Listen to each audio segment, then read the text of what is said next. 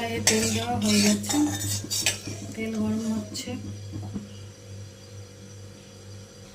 তেল গরম হয়ে গেছে, লঙ্কা দিয়ে দিয়েছি, কাঁচা লঙ্কা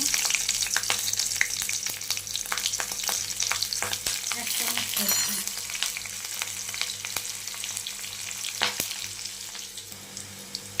লাল হয়ে গেছে ফোড়নটা, একটা সেন্ট ছড়িয়েছে।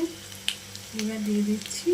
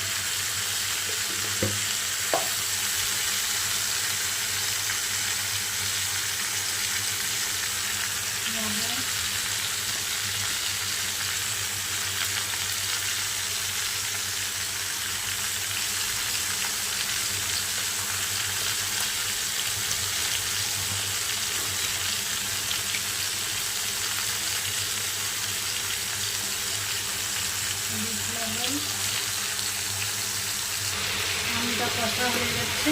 এবার দিয়ে দেবো চিনি,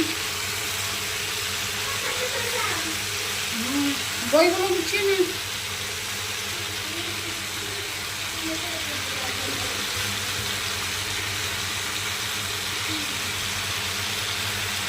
এখানে আম অনেকটাই সিদ্ধ হয়ে এসেছে। এবার আমি একটু তৈরি করব একটা মশলা। মশলাতে দিচ্ছি সর্ষে, ধনে, রাঁধুনি, জিরে, পাঁচফোড়ন, মেথি, মৌরি, শুকনো লঙ্কা। এগুলো আমি অন্য একটা কড়াই বসিয়েছি, ওই কড়াইয়ে এবার আমি ওই মশলাগুলো সব ভেজে নেব। মিক্সিতে দিয়ে দিয়েছি, রেডি। এবার মশলা দিয়ে দিচ্ছি, যতটুকু প্রয়োজন ততটুকু মশলা দিতে হবে। মশলাটা অনেকটাই হয়ে গেছে, রেডি। এবার চলে যাচ্ছে ঠান্ডা হতে।